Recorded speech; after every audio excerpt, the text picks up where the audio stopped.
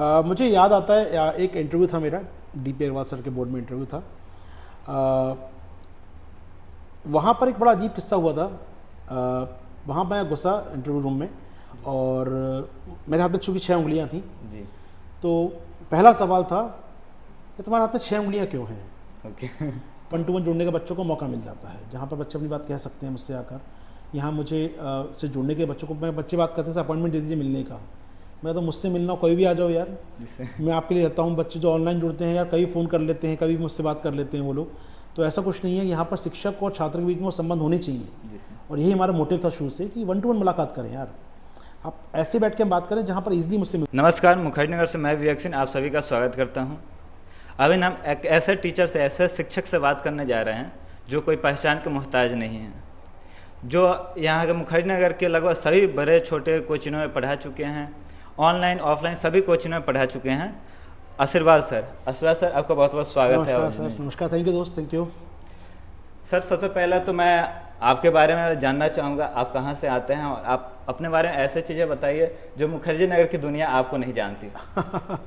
यार मेरा जीवन बहुत खुली किताब बन चुका है। मतलब 15 साल हो गए हैं पढ़ाते हुए। लगभग तैयारी करने में आया था लगभग 2004-05 में यहाँ पर। जी। 4 अटैम्प्ट होते दोनों हमारे यहाँ पर। 3 अटैम्प्ट दिए, 2 बार इंटरव्यू दिया।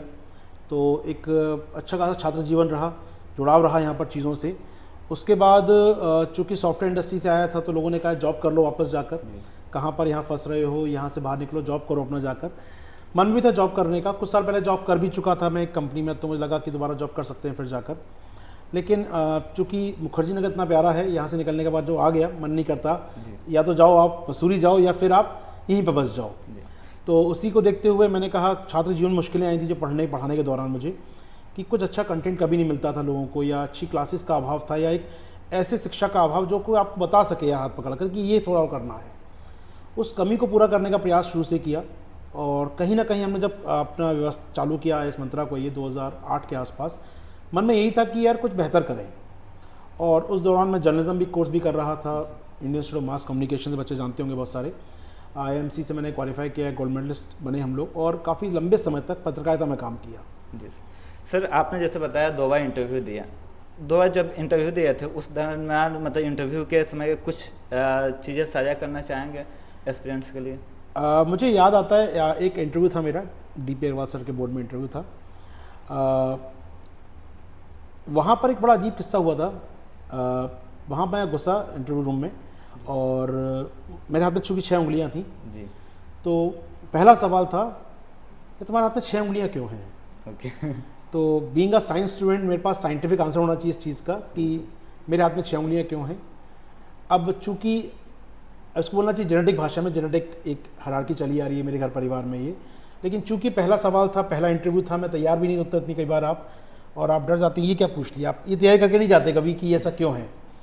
अब जो समझ होती है कि यार 5 उंगलियाँ भी हो सकती थी, लेकिन घर वालों ने ऑपरेशन नहीं कराया कि उनको लगा कि अच्छी हैं, चलो सौभाग्यशाली हैं ये वो।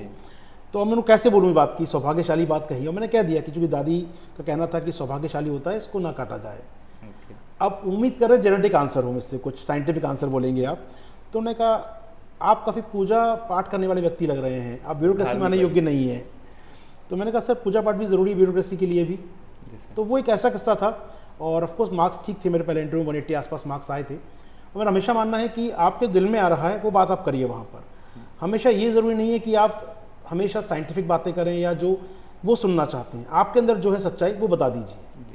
सर जैसे आपने 3 अटैम्प्ट लिया, 2 बार इंटरव्यू दिया, तो 1 अटैम्प्ट आपने छोड़ा, उसके बाद टीचर में आ गए। आपको लगा नहीं से कहीं ना कहीं एक बार और ट्राई करना चाहिए शायद सिलेक्शन में? ये बात तो आज राइज हो सकती है 15 साल बाद, लेकिन उस समय लगता था, जोश था, यंग एज थी, एक अच्छे बैकग्राउंड से, एक अच्छे इंजीनियरिंग कॉलेज से पास आउट किया आया था। इंडिया का टॉप मोस्ट इंजीनियरिंग कॉलेज में नाम आता है IIT मद्रास के। तो वहाँ से मैं आया था। मुझे लगा कि नहीं यार हम लोग अच्छा कर लेंगे, ये फील्ड ही सब कुछ नहीं है, जहाँ इसके आगे और भी हैं। तो मुझे लगा नहीं यार हम लोग कुछ और करते हैं बेहतर। तैयारी करने से अलावा हम लोग प्राइवेट जॉब कर सकता हूँ, मैं मीडिया में जा सकता हूँ, मैं अपना कर सकता हूँ। तो मुझे लगा कि शायद तैयारी को छोड़कर कुछ और काम किया जाए। आपने जर्नलिज्म किया, उसके बाद वो इंटरव्यू IAS की तैयारी किया, उसके बाद शिक्षक बनने का मन में ख्याल कब आया?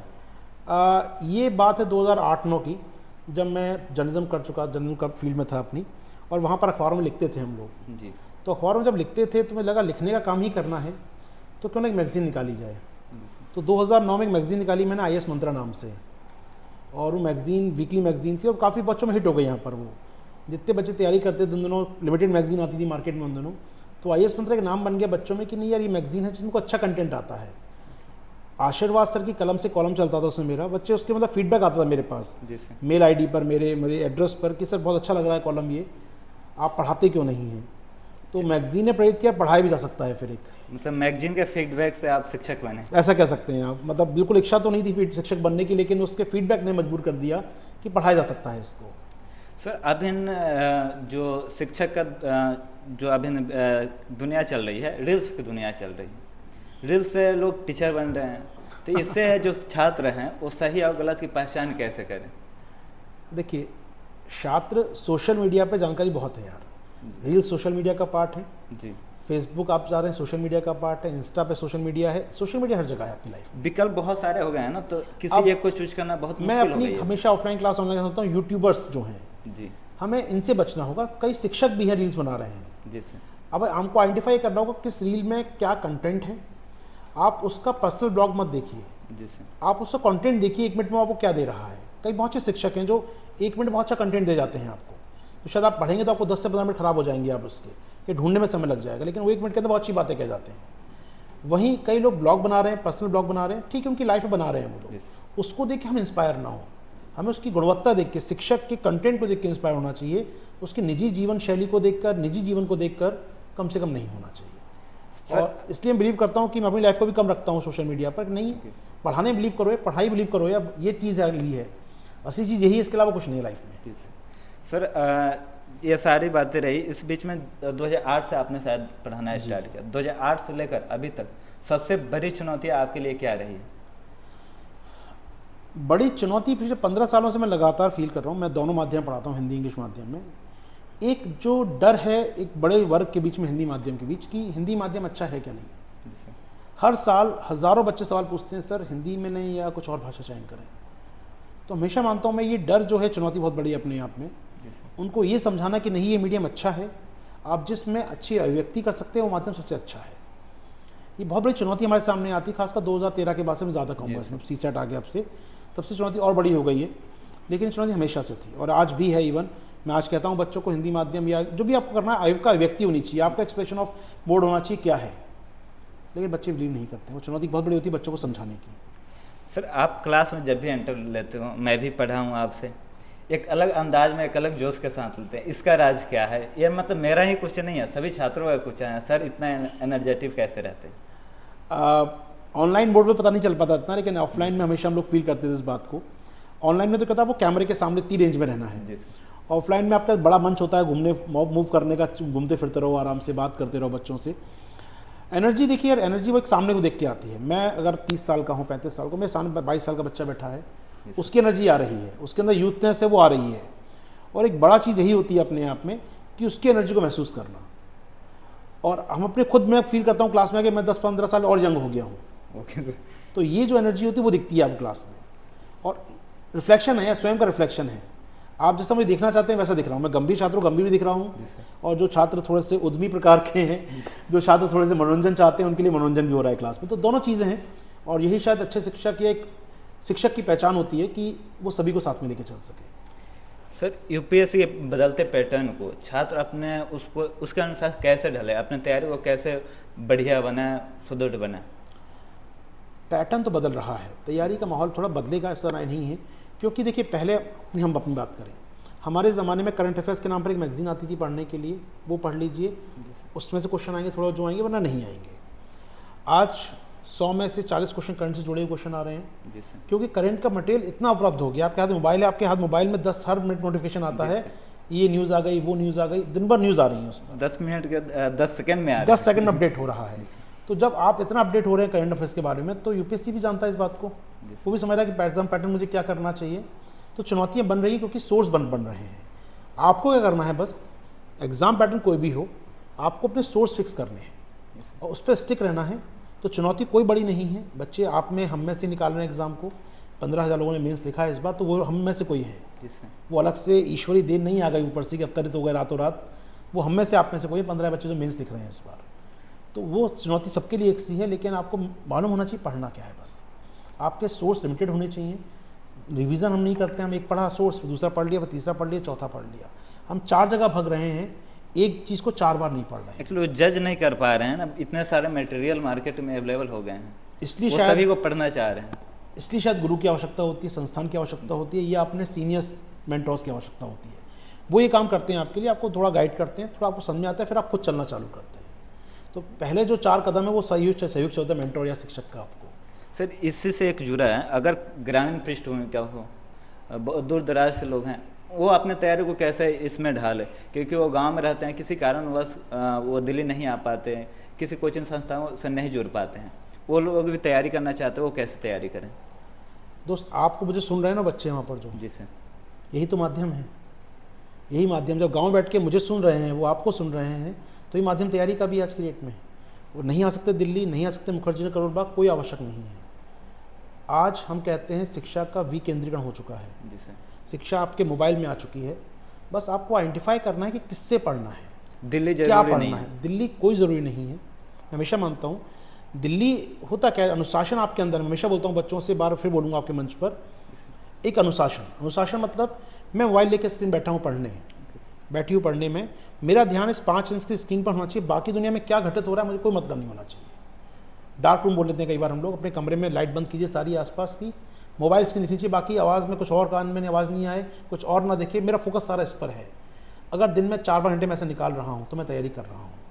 वरना ये भी चल रहा है, बगल में टीवी चल रही है, पीछे से गाने की आवाज़ आ रही है, मम्मी आवाज़ लगा रही है पीछे से, सब्जी वाला सब्जी बेच रहा है नीचे खड़े होकर, उसकी आवाज़ आ रही है, पढ़ाई नहीं हो सकती। अनुशासन बहुत ज़रूरी है। ऑनलाइन शिक्षा मजाक नहीं है, सुविधा है आपके लिए, गंभीर छात्रों के लिए गंभीरता ज़रूरी है, पहले गंभीर होना ज़रूरी है। गंभीर छात्र नहीं है तो आप ऑनलाइन पढ़ लीजिए, ऑफलाइन पढ़ लीजिए। यहाँ पर आके बच्चे का सिलेक्शन नहीं हो जाता। जी सर, यहाँ बच्चे जो गंभीर होते हैं वही सिलेक्ट होते हैं, जो कमरे में बंद करते हैं अपने आप को पढ़ाई के बाद भी, वो ज़रूरी है। सर सामान्य स्कूल से जो छात्र पढ़ते हैं और घर पे रहते हैं, उनके लिए हमेशा मन में डाउट होता है से हम इस कंपटीशन में कैसे फेस करें, उनके लिए कोई सुझाव? अगर मैं कहूँ यहाँ पर सुझाव यार यही होता है, आप सामान्य पृष्ठभूमि से आते हैं, आपको अपनी ताकत पहचानिए, आपकी स्ट्रेंथ क्या है। पहली बात, अगर आपको लगता है आपका लेखन बहुत अच्छा है, आप अच्छे वक्ता हैं, जो अच्छा वक्ता होता है वो अच्छा लेखन भी रख पाता है। वक्ता मतलब वक्ता स्पष्ट होना चाहिए, आपको फ्रीली, आप अच्छे स्पीकर हैं तो आप अच्छा लिख भी पाएंगे। तो अपनी स्ट्रेंथ पहचानिए, क्या वो हैं, या आप अच्छे रटने वाले व्यक्ति हैं, रट लेते हैं चीज़ों को बढ़िया से, आप यहाँ पर फ्रिक्वेंटली रट लेते हैं, उसको याद कर लेते हैं, वो हैं अच्छे हैं, रिमेंबर करने में अच्छे हैं। यहाँ पे अपनी स्ट्रेंथ पहचानिए, उसके अकॉर्डिंग ऑप्शन का चयन करिए, आप उसके अकॉर्डिंग अपना तैयारी का प्लान कीजिए। तो सामान्य पृष्ठभूमि के छात्र भी अगर गाँव में हैं, कहीं भी हैं, वो अगर अपनी स्ट्रेंथ को पहचान के काम करेंगे, उसके उनके गुरुजन, उनके शिक्षक, उनके मेंटर, उनके सीनियर, उनके परिवार के वरिष्ठ लोग जो अगर बता सकते हैं उनको, अगर तो गाइड कर सकते हैं। मुझे लगता है कि हर कोई तैयारी कर सकता है। सर उनके लिए जो ऑनलाइन कोर्स अभी अवेलेबल हो रहे हैं, उनके लिए लाभदायक होंगे? यार मेरा अनुभव रहा है पिछले कुछ सालों से, कोविड के दौरान से ऑनलाइन शिक्षा में जो क्रांति आई है और रिजल्ट आए हैं, मैं बड़ी बात ये कहूँगा, शिक्षा क्रांति नहीं, रिजल्ट भी आए हैं। अगर बच्चे गंभीर हैं, फिर कहूँगा बच्चे गंभीर हैं तो ऑनलाइन से बेहतर टूल उनके पास कुछ नहीं है। अब गंभीर है तो कहीं भी रहकर तैयारी कर सकते हैं, सिंसियर होना चाहिए, अनुशासित होना चाहिए बच्चों को। सर एक और दौड़ अभी चल रही है, करंट कुछ ज़्यादा नहीं, पुरानी नहीं, फ्री क्लासेस की बमबारी चल रही है, एक पे एक आ रही है, उससे उन लोग कैसे बच्चे, कौन से सही है कौन से गलत है? एक बात मैं हमेशा कहता हूँ, क्लास के अंदर there is no such thing like free lunch. Free चीज़ कुछ नहीं होती है, आपको लगता है फ्री है, वहाँ पर प्राइस आप ही हैं, संख्या प्राइस, वहाँ प्राइस आप ही हैं, आपका समय है प्राइस। आप जो समय दे रहे हैं वो भी यार, हम बोलते हैं अपनी भाषा में ना, सबसे बलवान समय होता है, सबसे कीमती समय होता है। तो आप जो समय दे रहे हो उससे बड़ा कीमत कुछ है ही नहीं, आपको लगता है फ्री है। आप किसी खराब कंटेंट को, किसी दोयम दर्जे कंटेंट को, किसी गैर यूपीएससी कंटेंट को समय दे रहे हैं, आपको लगता है फ्री कंटेंट है, फ्री क्लास है, लेकिन वो आपका समय ले गई, ये सबसे उससे नुकसान कर दिया आपका। तो आप फ्री क्लास अगर क्वालिटी वाली है तो बहुत अच्छी बात है, क्वालिटी वाली वो नहीं है तो अपने आप में एक प्रकार के पॉइजन है आपके लिए। आप अपना समय भी खत्म कर रहे हैं और अपने आपकी बुद्धि भ्रष्ट हो रही है। तो फ्री क्लास अगर अच्छी है, मैं कहता हूँ अच्छे शिक्षक भी हो सकते हैं फ्री क्लास दे रहे हो, सबका सम्मान सबको एक साथ नहीं रख सकता मैं यहाँ पर, तो मुझे मानना है कि फ्री क्लास कोई अच्छी भी होगी। उनमें चयन कैसे करें? वो होता है चयन आपकी तैयारी किस तरह। वही मैंने कहा, यहाँ पर ज़रूरत है आपके शिक्षक, आपके सीनियर कौन है, आप क्या सीख रहे हैं, आपने प्रीवियस क्वेश्चन देखे, आपने स्वयं का एक एनालिसिस किया, मेरी ताकत क्या है, मेरी स्ट्रेंथ क्या है, प्रीवियस क्वेश्चन देखे आपने, आपको लगा ये शिक्षक प्रीवियस, इसको सुनने के बाद इस प्रीवियस क्वेश्चन को मैं लिख पा रहा हूँ, सुन पा रहा हूँ, देख पा रहा हूँ, इसके पढ़ाने से मैंने प्लास्टिक वीडियो बनाया था, पढ़ाया था, उससे इस बार क्वेश्चन आएगा एग्जाम में। ये एनालिसिस 2, 4, 5, 10 दिन में हो जाएगा। एक बार गुरु की परीक्षा आप ले लीजिए, गुरु ठीक है क्या नहीं, 10 दिन दीजिए, 15 दिन दीजिए, उसको सुनिए आराम से, 15 दिन में एनालिसिस कीजिए, नहीं यार ये व्यक्ति ठीक है, उस पर आँख बंद कर विश्वास कीजिए, फिर आँख बंद करके। आपको लगता है नहीं यार 10 दिन के बाद मुझे लगता है कुछ बातें फालतू होती हैं, 1 घंटे क्लास में आधे घंटे बकवासी होती रहती है, 1 घंटे क्लास में 5 मिनट काम की बात होती है, बाकी 95% टाइम खराब होता है, तो बचिए ऐसे, तुरंत भागिए उल्टा, ऐसे लोगों से बचो यार। बहुत सीधी बात है, यूपीएससी कंपटीशन है यार, कंपटीशन मतलब आपको बाकियों से आगे रहना है, अपना समय खराब कर रहे हैं तो आप उनको आगे बढ़ने का मौका दे रहे हैं। तो ये है कि सही पहचान करिए एक बार गुरु की, और समय लीजिए, आप लीजिए, आपको लगेगा समय 5-10 दिन दे दीजिए, उसका फ्री क्लास से आपके लिए बहुत अच्छी बात होगी। जो छात्र अभी तैयारी भी कर रहे हैं, जो एग्ज़ाम भी देने वाले हैं, उन सभी के लिए कुछ सुझाव, संदेश आपका? यार 2024 की तैयारी कर रहे हो या तैयारी 25 की कर रहे हो, आने वाला समय बहुत इंपॉर्टेंट है। 250 दिन बचे हैं 2024 के लिए, और कुल 500 दिन के आसपास बचे हैं आपके पास 2025 की तैयारी करने के लिए। तो यार बहुत कम समय है, देखा जाए तो 500 घंटे, 500 दिन कुछ भी नहीं होते हैं। यूपीएससी का जो सिलेबस आप देखेंगे, 20 सब्जेक्ट पढ़ने हैं आपको यहाँ पर, हर किसी में 25-25 घंटे देंगे तो 500 दिन निकल जाएंगे तुरंत आपके यहाँ पर। तो आवश्यकता है कि अपने समय का सदुपयोग आज से करना चालू करिए। और सबसे ज़रूरी बात जो है, पैटर्न जो बदल रहा है, उसमें 2 चीज़ बहुत ज़रूरी हैं। एक है नियमित पेपर पढ़ना या न्यूज़पेपर पढ़ना या करंट अफेयर्स करना, और दूसरी चीज़ है नियमित लेखन करना। ये 2 बहुत बेसिक बातें हैं, इसको आप नहीं करेंगे। एनसीईआरटी आप पढ़ते हैं, बहुत अच्छी बात है, एनसीईआरटी पढ़ना ज़रूरी है, करंट अफेयर्स पढ़ना ज़रूरी है। ये बिल्डिंग ब्लॉक है, नींव है। नींव मजबूत होगी तभी आप अच्छी बुक्स, लक्ष्मीकांत की बुक, स्पेक्ट्रम की बुक या टीएमएच की कोई बुक पढ़ना है तभी पढ़ पाएंगे, तभी बेसिक फाउंडेशन होगा। तो प्रयास कीजिए, नियमित तौर पर एनसीईआरटी पढ़िए, अपना एनसीईआरटी फाउंडेशन स्ट्रॉन्ग कीजिए। इन बुक्स को हल्के में कभी मत लीजिए। अगर आप तैयारी शुरू कर रहे हैं, तैयारी के पहले पड़ाव पर है। सिंसियर कैंडिडेट एक बार पीटी दे चुके हैं, निकाल चुके हैं, उनके लिए नहीं, चूँकि मैंने पूछा जो देने वाले उनकी, तो उनके लिए ज़रूरी है वो एनसीईआरटी पढ़ें अपना, पहले बेसिक फाउंडेशन करें, करंट अफेयर्स पढ़ें, डेली अखबार पढ़ सकते हैं, जो भी अखबार आप पढ़ रहे हैं पढ़ते रहिए आराम से। और कुछ दिनों बाद, या लगभग 1, 2, 3 महीने बाद अपना कुछ कोई लेखन चालू करें। लेखन मतलब जो एनसीईआरटी टॉपिक पढ़ा आपने जी, उसको एक समरी बनाना, कि यार एनसीईआरटी में क्या कहा था, मैं समरी बना लूँ उस पर। तो लेखन चालू होगा, तो लेखन का अभ्यास करने में 1 साल लगेगा, लेकिन अभी चालू कर दीजिए, वो रातों रात लेखन अच्छा नहीं हो जाएगा आपका। सर, जो छात्र यहाँ पर तैयारी करते हैं, हमेशा मतलब देखिए, सब एक जैसे परिवार से नहीं आते हैं, अलग अलग विभिन्न परिवारों से आते हैं, तो कहीं ना कहीं उनके परिवारों का दबाव होता है, सामाजिक दबाव होता है, उससे कैसे निकलें? देखिए, भारत में चूंकि अब ये भी आप जो सवाल पूछा 2 प्रकार से बढ़ जाता है, लड़के लड़की दोनों अलग प्रकार का दबाव होता है। बिल्कुल। शायद लड़कों को ज़्यादा अवसर मिल जाते हैं हमारे यहाँ पर जी सर, वो अटैम्प्ट शायद 2 या 3 या 4 तक दे सकते हैं। लड़कियों की बात जब भी होती है तो मैं देखता हूँ 1 मैक्सिमम 2। तो ये बड़ा अंतर है, पहली बात उसको करना ज़रूरी है दोनों जेंडर के लिए हमारे यहाँ पर। लेकिन प्रेशर जो फैमिली का होता है, आपको भी समझाना होगा उनको, तैयारी समय लेती है। आपको पहले अपनी स्थिति का अध्ययन करना है, मुझे कितना समय लगने वाला है यार। यूपीएससी ये लोग कहते हैं सिलेबस 20 महीने पूरा होता है, 20 महीना हो तो 18 या 16 महीने लगते हैं सिलेबस को पढ़ने में। 16 महीने के बाद आपको अपना समय चाहिए होता है, अब 7-8 महीने खुद पढ़ना होगा, 24 महीने। यानी आप जून 2000 चालू करें 23 में तैयारी, तो 25 का अटेम्प्ट प्लान कर सकते हैं। तो 25 2 साल आपको रखना है। और कई बार दुर्भाग्य से या कुछ चीज़ें कम रह गई या कुछ तैयारी नहीं हो पाई, तो 1 अटेम्प्ट और लग सकता है। तो ये मेंटली तैयार रहना कि मुझे 2 से 3 साल का समय देना है यहाँ पर। ये मेंटली प्रिपेयर होना बहुत ज़रूरी है अपने आप को। शॉर्टकट नहीं है रील की तरह, ये 1 मिनट में पढ़ा और 1 मिनट में एग्ज़ाम दिया और निकल गया परसों, ये नहीं है। 3 साल लगेंगे तैयारी करते हुए। आप अगर पहले टर्न भी एक अच्छा करते हैं, तब प्री देंगे, मेंस देंगे, इंटरव्यू देंगे, 3 साल पूरे हो जाएंगे आपके। 15-18 महीने की तैयारी, 8 महीने का सेल्फ टेस्ट, प्रोसेस में 1 साल लगेगा एग्ज़ाम की, 3 साल का समय तो है ही कम से कम। ये सर लास्ट में यह समझना चाहेंगे, ये IAS मंत्रा आपने नाम दिया, क्या है IAS मंत्रा? ये पहली बात तो नाम ऐसा कोई स्पेसिफिक सोच के रखा नहीं गया था, मतलब नहीं, लगते हैं IAS मंत्रा, यानी कोई मंत्र दे दो। नहीं, मंत्र नहीं है। मंत्र सफलता का मंत्र हमेशा बोलता हूँ मैं, वो है आपकी मेहनत, दैट्स इट। और कुछ मेरे मंत्र नहीं था कभी। मैं हमेशा मानता था, मैं लिखना चालू किया था, किताब मैगजीन निकालते थे नाम से हम लोग, चूँकि वो मंत्र क्या था, वो कलम जो आशीर्वाद सरी कॉलम चलाता था मैं, जी। उसको कॉलम ही था मंत्रा कॉलम, ओके। कि ये मंत्र है वहीं से यार जो निकाला। आपने पूरा पढ़ लिया ना, इसको ज़रूर पढ़ लो, आपने सब कुछ कर लिया, ये पढ़ लो, थोड़ा और हेल्प हो जाएगी। क्योंकि क्वेश्चन क्या होता है कई बार, आयोग क्या करता है, यूपीएससी जो आपने लिखा है पढ़ा वो तो पढ़ ही लिया ना, क्वेश्चन कई बार वो एक्स्ट्रा जाके पूछता था, आज ही पूछता है ये, तो हमने कहा नहीं ये चीज़ और जोड़ दी जाए इसके अंदर, तो शायद पूरा आंसर तैयार हो जाएगा। तो सबसे नाम पड़ गया ये मंत्र और जोड़ दो उसके अंदर, तो वहाँ से वो इजाद हुआ शब्द। और बाद में जब संस्थान बनाने की बारी आई तो लोगों ने कहा सर क्या नाम रखें, कहा सर आशीर्वाद एकेडमी रख लीजिए, ये रख लीजिए। हमने कहा नहीं मैगजीन का नाम है, चलने दो ये नाम ये, तो नाम तो ऐसे आया ये। बाकी इसकी स्थापना हमने 2009 में की थी संस्थान की स्थापना, और तब से हम प्रयास करें क्वालिटी कंटेंट दिया जाए, बच्चे देख ही रहे हैं, मतलब जितने बच्चों को नाम लूँ कमी होगा, यहाँ पर सबका अपना योगदान होता है, लेकिन संस्थान थोड़ा सा पुश कर देता है। जी। शायद ये वो संस्थानों में जहाँ 1-to-1 जुड़ने का बच्चों को मौका मिल जाता है, जहाँ पर बच्चे अपनी बात कह सकते हैं मुझसे आकर, यहाँ मुझे से जुड़ने के बच्चों को, मैं बच्चे बात करते हैं अपॉइंटमेंट दे दीजिए मिलने का, मैं तो मुझसे मिलना कोई भी आ जाओ यार, जिससे मैं आपके लिए रहता हूँ। बच्चे जो ऑनलाइन जुड़ते हैं यार, कभी फ़ोन कर लेते हैं, कभी मुझसे बात कर लेते हैं वो लोग, तो ऐसा कुछ नहीं है, यहाँ पर शिक्षक और छात्र के बीच में वो संबंध होने चाहिए, जिससे और यही हमारा मोटिव था शुरू से कि 1-to-1 मुलाकात करें यार, आप ऐसे बैठ के हम बात करें जहाँ पर ईजिली मुझसे मिल सकें आप लोग। मिलने के लिए कोई प्रोटोकॉल नहीं। कोई प्रोटोकॉल होना भी नहीं चाहिए, मेरा गेट हमेशा खुला, गेट ही लगा रखे मैंने अपने कैबिन में, हमेशा ओपन रहता है वो। छात्रों में जब बदले निकले छात्रों को लगे सर बैठे हैं सामने, जाके मिल सकते हैं।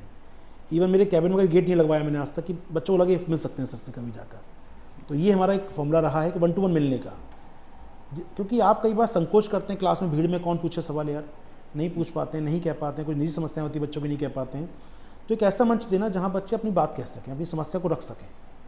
तो शायद हमने ये लॉन्च किया था उसी परिप्रेक्ष्य में, आज चल रहा है 15 सालों से। सर आपने अपना कीमती समय दिया हमारे व्यूअर्स को, हमारे एक छोटी सी परिवार को, इसके लिए आपको तहे दिल से बहुत बहुत आभार और धन्यवाद सर। Thank you. आप सभी को शुभकामनाएं, इस चैनल के लिए शुभकामनाएं, इस चैनल को लाइक कीजिए, सब्सक्राइब कीजिए मेरी तरफ से यहाँ पर, और सभी की सफलता में हमारा योगदान बना रहेगा। Thank you.